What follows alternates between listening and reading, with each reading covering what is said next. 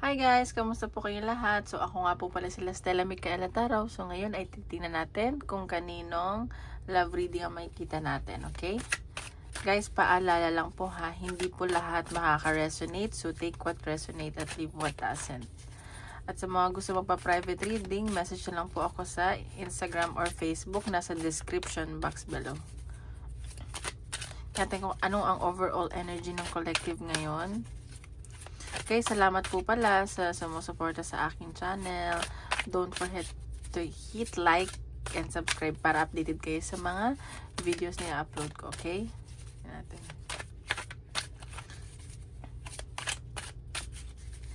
Overall energy ng collective. Anong energy ng collective?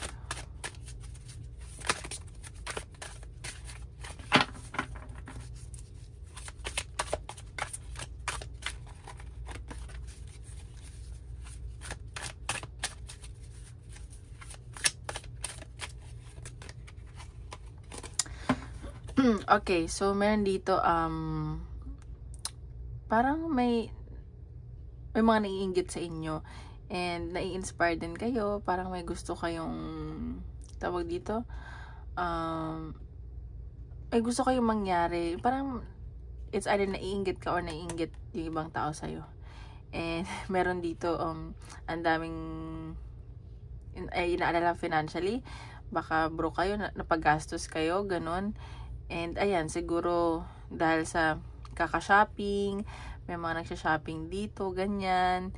And sa nakita ko parang narealize nyo saan nyo napunta yung pera nyo, ganun. Or yung finances nyo. And may nakikita ko dito, huwag ka masyado nagpo-post sa social media kasi may mga naiinggit sa'yo. Kung anong mang meron ng buhay mo ngayon, anong meron ka sa love life, sa career, basta huwag ka muna magpo-post, okay? At tingnan natin ano ipapakita sa love life.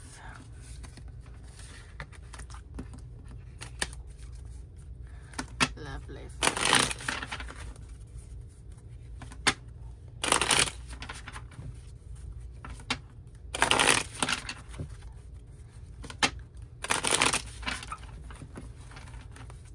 Love life ng collective.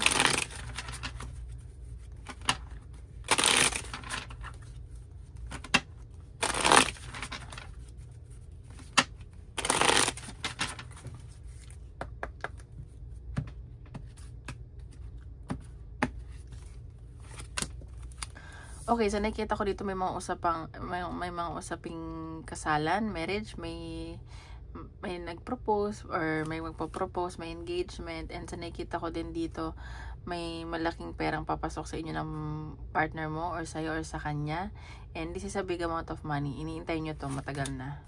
Ayan. So may involved dito ng bata, baka may tungkol sa bata yung pagagastusan nyo. And sa nakita ko, wino-work out yung relationship nyo or busy sa trabaho, mas ini-improve nyo yung career nyo, yung trabaho nyo ng person mo kasi yung gusto nyo mag-ipon, ganyan.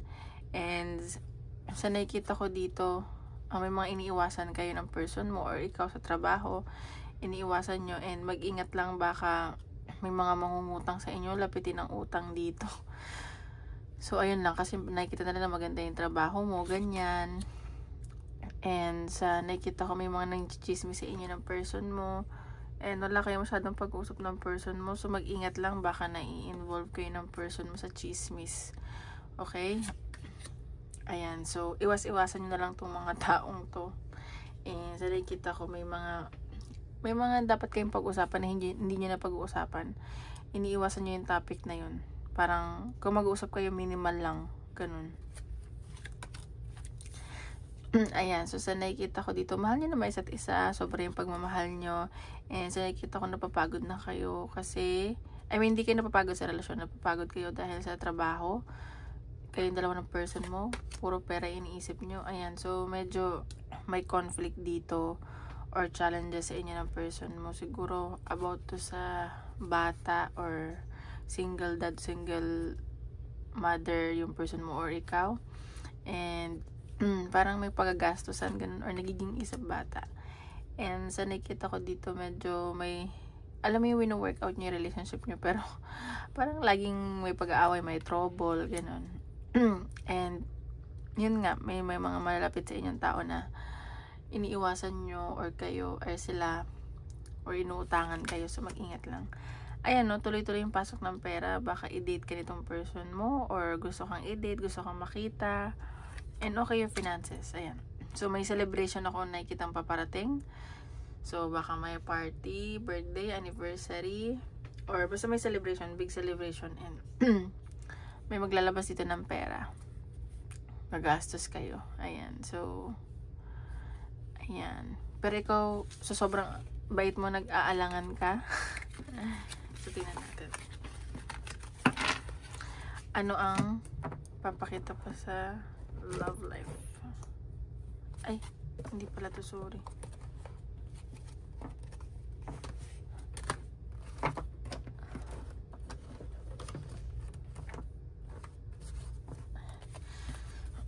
Love life ng collective.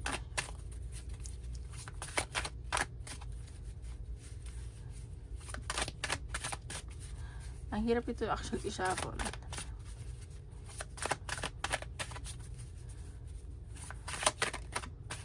Ito naman.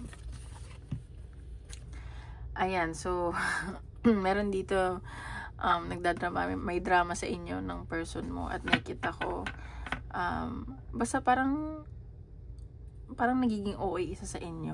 Ayan, meron dito nagtatry so hard na ayusin yung pag-usapan yung mga bagay-bagay, and alam mo yung hindi naman dapat pag-awayan, pinag-aawayan, ganun yung nakikita ko.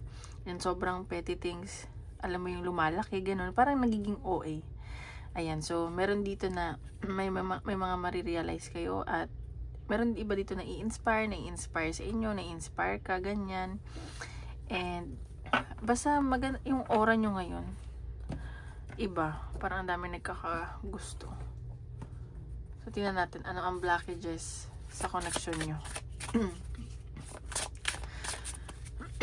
Ano ang blockages sa connection nyo?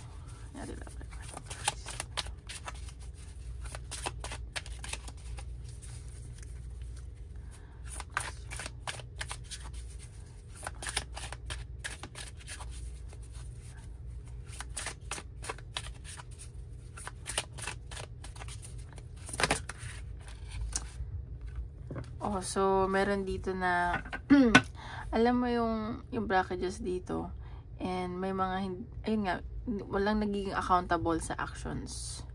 And so nakikita ko na napapagod na din yung mga spirit guides nyo, yung mga gabay ninyo at yung mga kaibigan ninyo, kasi parang pattern na lang din yung nangyayari sa inyo, and in denial kayo siguro may mga problema kayo na hindi nyo pinag-usapan, nagiging in denial kayo, may nakikita kayong red flags, in denial pa rin kayo, parang gina-justify nyo pa rin yung person mo or yung situation. Ayan, yun yung blockages. So tingnan natin anong napipil sa'yo ng person mo.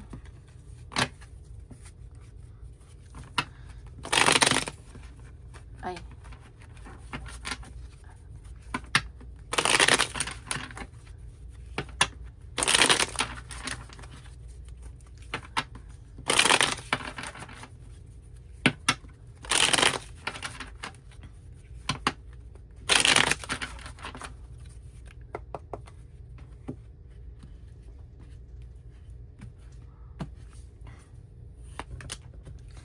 the world. So sa nakikita ko dito, gusto ng person mo na alam mo yung magbagong panimula kayo, iwan niya na yung past, or meron ng natapos sa kanya na gusto niya ayaw niya nang balikan, naka-move on na siya.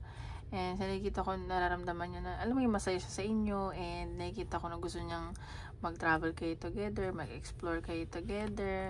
Marami siyang gustong gawin kayo together at gawin for the first time. Pero itong taong to hindi makatulog kakaisip sa'yo. Sobrang nai-stress. Ano bang ginawa mo dito? Ayan, so iniisip niya parang hindi siya enough for you, and parang hindi siya financially stable para sa'yo, and at gusto niyang gampanan yun. I mean, gusto niya mag-provide. Pero sa nakikita ko, good provider to. Ayan, no, gusto niya ng masayang pamilya. Naiisip niya na magkaroon ng pamilya sa'yo or kayo ng pamilya mo, medyo struggle lang siya financially ngayon. Or, ang dami niya kasi iniisip eh. Yun yung iniisip niya na mapoprovidean ka ba niya yung pamilya nyo, yung future family nyo. So, nakikita ko na magiging masaya kayo at generous tong taong to. At ibibigay niya sa'yo lahat. At syempre, ikaw, siya, gusto din niya na ganun ka rin sa kanya. Ayan, so magiging generous siya when it comes to time, effort, materialistic, emotions. Ayan, so may kailangan lang siyang balansehin dito. And parang may inaayos siya na legal documents.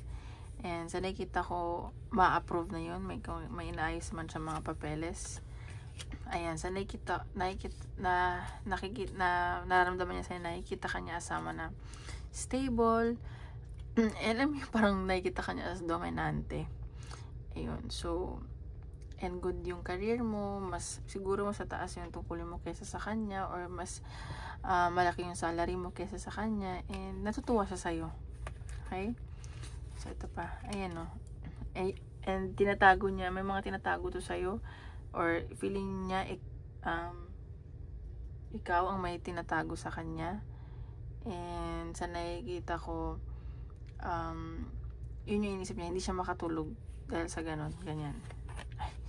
Ayan, so nagdadalawang isip nga siya kasi paano if hindi kanya ma-providean, alam mo yun, financially. And sa nakikita ko dito, may spiritual awakening na nangyayari sa kanya, or parehas kayong spiritual, alam mo yung sacred guys sa mga religion nyo. Yun yung kinakakatawa niya sa'yo. Takot ka sa universe, takot ka kay Lord, ganyan. And nakikita ko na masaya sa'yo tong taong to, para nagiging bata siya. Basta sobrang saya niya. Like, hindi mapapantayan ng sino man yung nararamdaman niya sa'yo. Ganon. Okay, King of Pentacles. So, ito din, nagpo-focus din siya sa finances niya.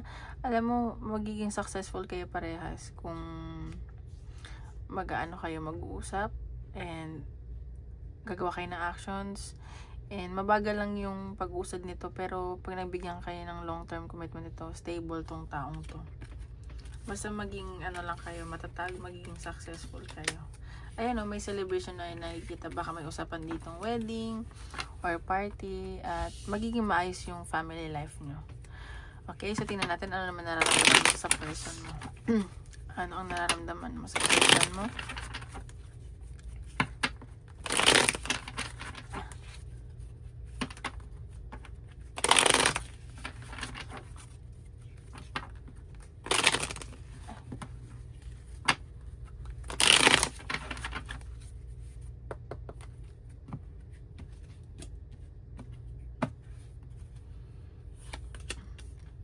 Masaya ka rin naman dito, and nakikita mo na parang dininig ni universe, ni Lord, yung dasal mo as someone, parang dream man or dream girl mo to. Ayan, medyo may pag-aaway lang or naguguluhan ka lang. Parang may conflict. Okay. So, siguro nag-aaway kayo dahil sa finances. Yun nga, mas stable ka. Yun yung nakakapagpa sa'yo, pagabag. Kasi mas stable ka, mas ka sa kanya, mas mataas, ganon. Mas may kinikita ka. Sa nakikita, may mga tinatago ka sa kanya, hindi mo sinasabi, or may mga ginagawa ka, or siya, ganyan. Pero nakikita ko kasi meron ditong someone na nagpapasaya sa'yo din, or may nagkakagusto sa'yo, ganon. Ayan. And sa nakita ko, mahal mo naman tong person mo. Pure naman na-feel mo. May mga gumugulo lang, may mga tukso lang sa paligid. And sa nakita ko, mahal na mahal mo siya. Ayan, no. Nung nakilala mo siya, nagkaroon ka ng hope sa buhay, sa love life. Akala mo hindi ka na magmamahal ulit. Ayan, so parang nagkaroon ka ng faith sa kanya. Ayan, no. Doon ka na naguguluhan eh. Feeling mo may mga, alam mo, nag-iisipan kayo, may tinatago. Ayan, may hindi nagsasabi ng, alam mo, hindi nagiging pretentious sa nararamdaman. At ikaw din, kasi marami kang kailangan pagdesisyonan when it comes with him. Siguro marami kang obligasyon, or siya, Ayan yung nakikita ko. And may pag-travel dito. Siguro, yun nga, mag-uusap kayo. May bakasyon kayong gagawin. Or gusto mo magbakasyon. Or LDR kayo ng person mo. And sa nakikita ko dito na meron kang nagugustuhan. Or may nagkakagusto sa'yo na parang pasimula pa lang. Ayan no, crush ka nitong taong to. Or siya crush mo. Ba't ganun? Ayan no, King of Wands. Pero may nakikita talaga ako na marami nagkakagusto sa'yo and gagawa ng action to isa sa inyo ng person mo or yung nagkakagusto sa'yo and very passionate sa'yo itong taong to. Ayan no, maybe fire sign to or may fire sign sa natal chart. Ayan no, ikaw nagiging matalino ka din. Ayan, ang daming taong involved. Ang daming nagkakagusto sa'yo. Meron din dito same sex na nagkakagusto sa'yo. Sana all. So, tingnan pa natin. Saan pa parating itong connection nyo? Ay.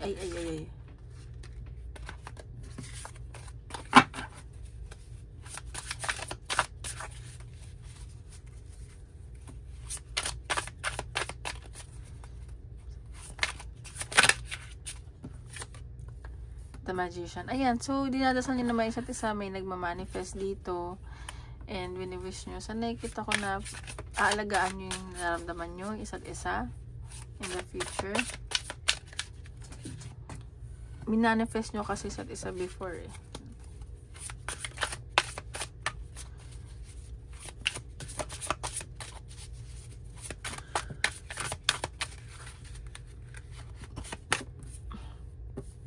Seven of Wands.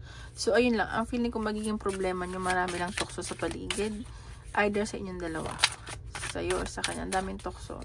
So, yun lang. Mag-iingat lang kayo. Ilayo nyo na yung sarili nyo kung feeling nyo matutokso kayo. Ganun. Ang daming tukso eh. Ayan. Knight of Swords. So, ayan. Itong person mo matalino. Gagamitin ito utak na ito logic. Magiging matalino siya sa connection nyo. Ayan, 10 of Pentacles. So, sa nakikita ko dito, may long-term commitment. Baka nga, ayun, swerte kayo sa isa't isa, sa trabaho, sa finances. May long-term commitment. Baka may ikasal dito. May kasal ako nakikita. Baka gusto kayo, may pinaplano kayong kasal. Yan, 8 of Cups. So, meron dito na parang hindi pa magiging handa or may kailangan ng iwan something from the past para matuloy yun. Okay? So, tingnan pa natin. Yan. See? So, kung meron pa kayong iniisip na isang tao or bagay sa nakaraan, kalimutan nyo na yun. Magbagong buhay na. Ayan, no? So, magpo-focus tong person mo. Good provider tong taong to. Ano ba yan? Yan. Yan pa natin. The World. So, ayan. May pag-travel or may mga hindi pa dito nakaka-move on. So, kailangan mag-move on na at mako-complete nyo naman yun. So, para gumaan na yung buhay nyo, iwan nyo na yung nakaraan. 4 of Pentacles. So, may mga mag-iipon din dito. May mga pagsiselos, ganyan. So, may nakikita akong pag-iipon. Which is good. Iwas lang sa gastos. O, see? Mahal yung isa't isa and may partnership and magiging passionate kayo sa isa't isa. Magiging mutual yung nararamdaman ninyo. That's good. May mga obligasyon lang na alam mo yung ang dami lang nyo siguro ginagawa. Pagod kayo sa trabaho parehas. So, ayan. Yun lang yung magiging 6 of Wands. So, may victory naman. May success ako nakikita sa inyong dalawa. Ayan. Kahit marami nagkakagusto sa'yo, siya pa rin ang pipiliin mo at ikaw pa rin ang pipiliin niya. Ayan, no. So, medyo magiging may controlling lang dito. It's either siya or you. So, tingnan mo na lang. Okay, so tingnan naman natin sa career. Ano ipapakita sa career ng collective?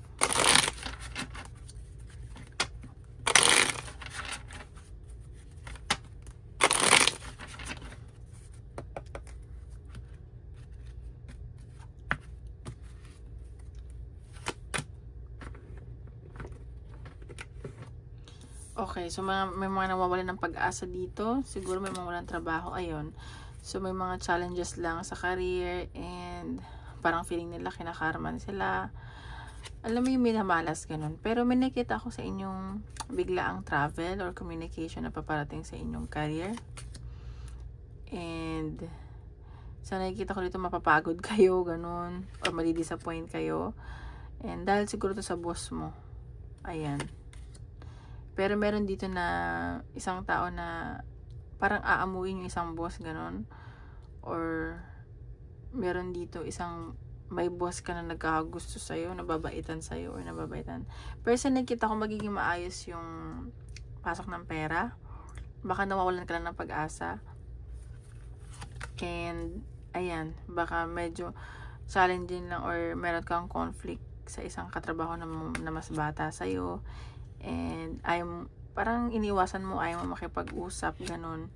And meron kasi ditong panloloko or siguro na pag-uusapan ka, pag-betray, ganun. May mga delays lang sa pag-travel. Ayun, may isa pa ditong tao. Ayan. So, nakita ko naman tuloy-tuloy yung pasok ng pera.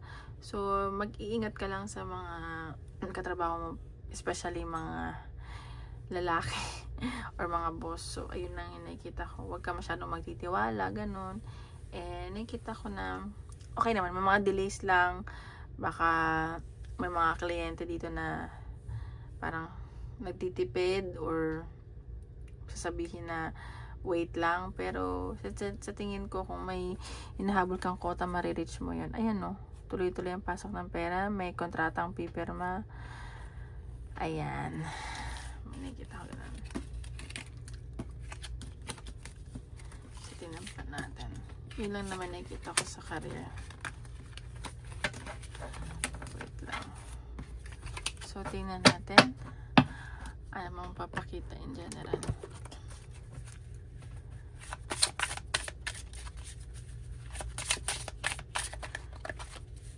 Career or in general.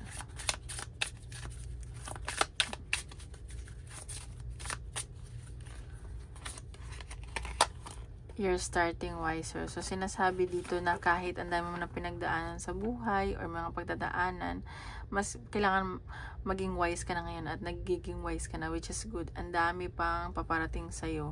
Ayan o, ang dami pang pagdadaanan, pero mas magiging strong ka. Ganon. Ayan o, make noise. So, sinasabi dito, ipakita mo sa kanila or sa mundo na ano ka iba, karapat dapat ka. Okay, tingnan natin advice ni universe. Advice ni universe.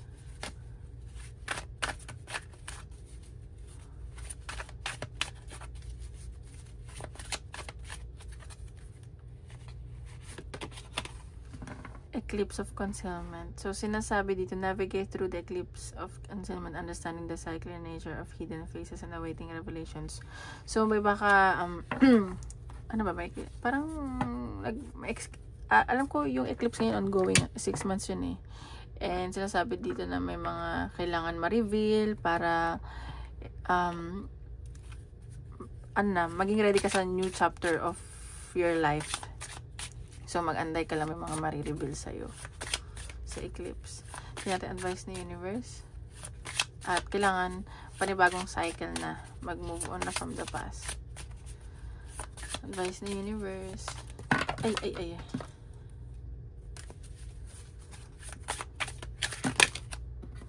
Isa lang po.